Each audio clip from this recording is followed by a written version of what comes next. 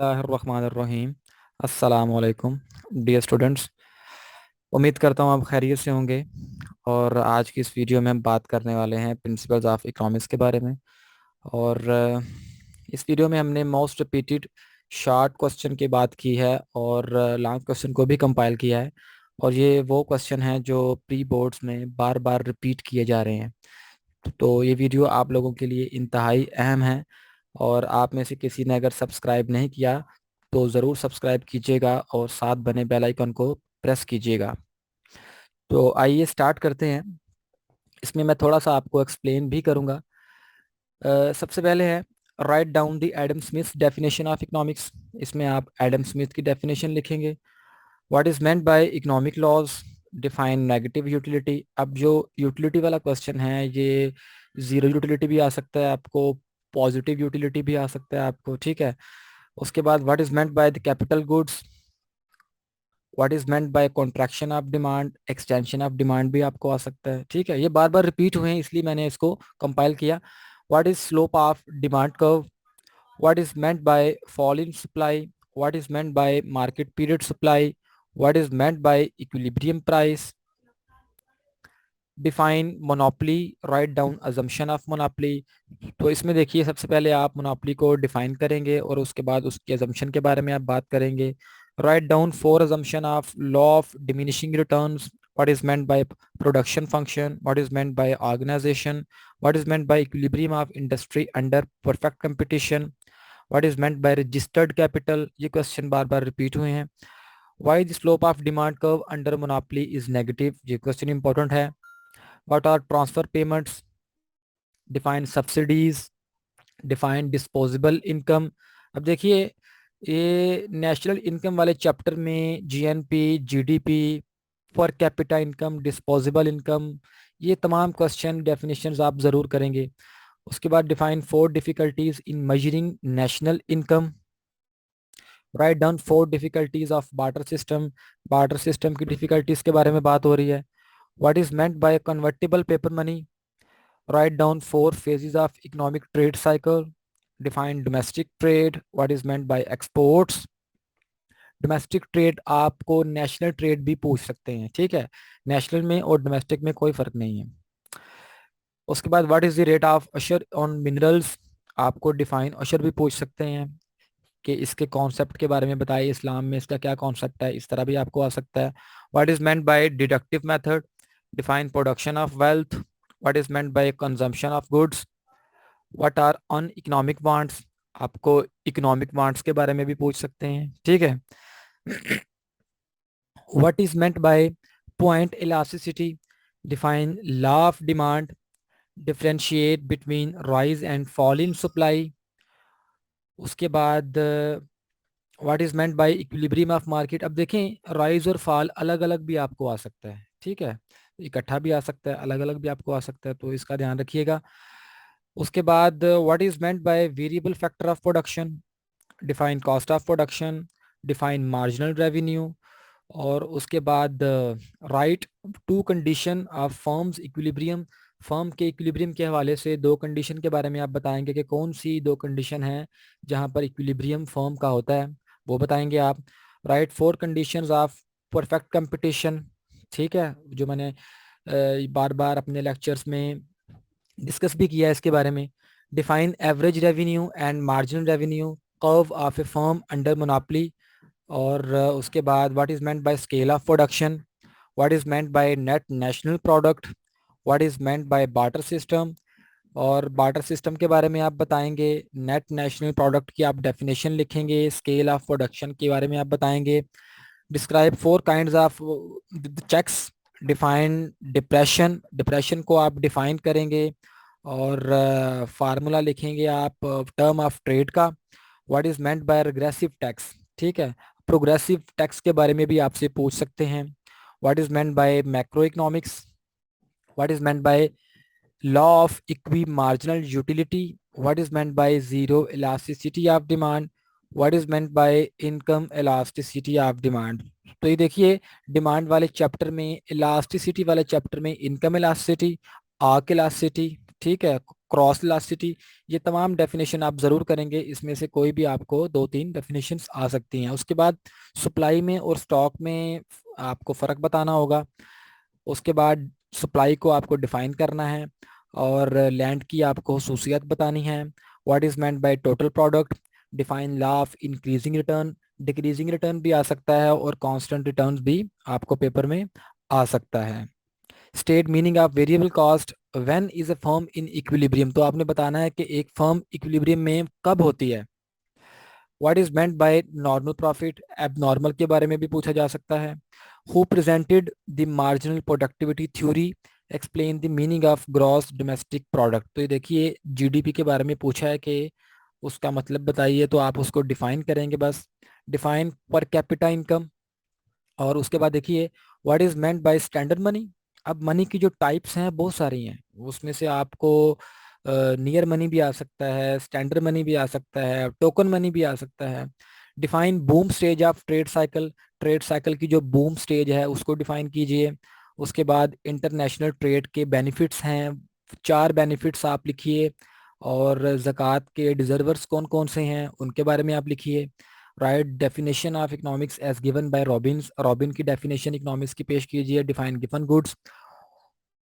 What is meant by consumer's point of saturation, saturation point कौन सा है जब आपकी यूटिलिटी बिल्कुल नीचे गिर के जीरो पे आती है, ठीक है। What is meant by total product, what is meant by law of increasing cost, what is meant by abnormal profit, ठीक है। उसके बाद डिफाइन मार्जिनल प्रोडक्टिविटी थ्योरी, इसको डिफाइन करेंगे। Define money in the words of Walker, write two measures control inflation, inflation को control करने के कोई से दो मेजर्स आप लिखिए।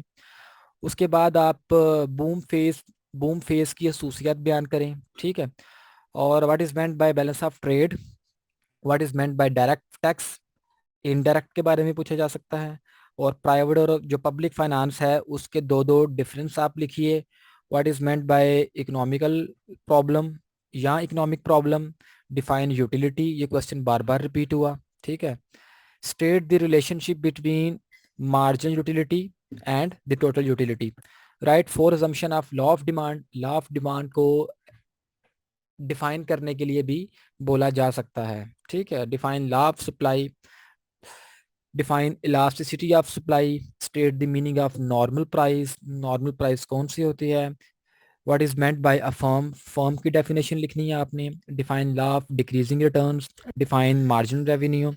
What is meant bye efficiency of labour, define national income, what is meant by depreciation expenditures, describe the concept of inflation, inflation के बारे में आप लिखेंगे। what is trade cycle, इसको define करेंगे। उसके बाद ट्रेड साइकिल की कोई सी तीन खसूसियात आप लिखेंगे, और इंटरनेशनल ट्रेड के मेरिट्स के बारे में आप बताएंगे। उसके बाद right different kinds of taxes हैं, डिफाइन कम्प्लीमेंट्री गुड्स हैं, what is meant by infinite elasticity of demand, finite भी आ सकता है, ठीक है। What is extension of demand, what is contraction of demand, what is extension of supply, और what is contraction of supply. इन चारों में से कोई भी सवाल आपको आ सकता है, आई एम श्योर ये आएगा। उसके बाद what are the perishable goods, define average product, what is meant by total revenue, what is meant by implicit cost, explicit cost भी आपको पूछी जा सकती है। इन दोनों क्वेश्चन को जरूर कीजिएगा। डिफाइन परफेक्ट कंपटीशन, ये क्वेश्चन बार बार रिपीट हुआ। मोनोपोली वाला क्वेश्चन बार बार रिपीट हुआ। What is derive demand, complementary demand भी बार बार आया है। Write four function of money, money के कोई से चार फंक्शन आप बयान कीजिए। Define balance of payment, what is indirect tax, write four main items of public expenditure, what is meant by services, write three assumption of law of supply की कोई सी तीन एजम्पशन आप लिखेंगे। What is meant by arc elasticity of demand, define average fix cost, define labour, what is meant by marginal productivity of labour, define fixed cost, define gross national product यानी GNP के बारे में बोला गया कि आप जीएनपी को define कीजिए। डिफाइन नेट नेशनल प्रोडक्ट, ये क्वेश्चन बार बार रिपीट हुए। डिफाइन द कॉन्सेप्ट ऑफ अशर इन इस्लाम, ठीक है, मैंने ऊपर भी आपको थोड़ा सा एक्सप्लेन किया कि इस तरह भी क्वेश्चन आपको पेपर में आ सकता है। What are the causes of adverse balance of payment, what is progressive tax. तो बेटा ये आपके 125 क्वेश्चन मैंने डिफरेंट प्री बोर्ड से मैंने कंपाइल किए हैं। उम्मीद करता हूँ आपके लिए ये वीडियो काफ़ी हेल्पफुल साबित होगी। अब बात करते हैं लॉन्ग क्वेश्चन की। तो लॉन्ग क्वेश्चन जो बार बार रिपीट हुए हैं, थोड़ा सा उसको भी देख लेते हैं।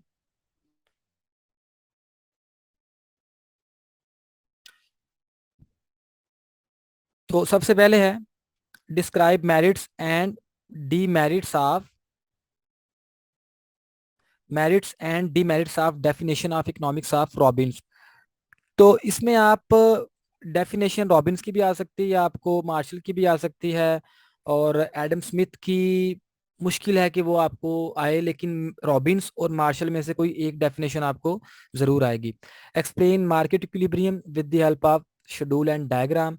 और ये क्वेश्चन बार बार रिपीट हुआ, हर पेपर में ये क्वेश्चन रिपीट हो रहा है। Explain the law of increasing returns. इसमें वो क्वेश्चन भी शामिल हैं जो प्री बोर्ड के हैं, और इसमें कुछ इंपॉर्टेंट क्वेश्चन भी मैंने कंपाइल किए हैं जो पेपर में आ सकते हैं, जिनकी पॉसिबिलिटी है कि वो पेपर में आएंगे। Explain the law of increasing return. Decreasing return भी आ सकता है और कांस्टेंट रिटर्न भी आ सकता है, लेकिन बार बार रिपीट कौन सा हुआ? Explain the law of increasing return. Describe the factors of national income. उसके बाद what measures are suggested to control the trade cycle.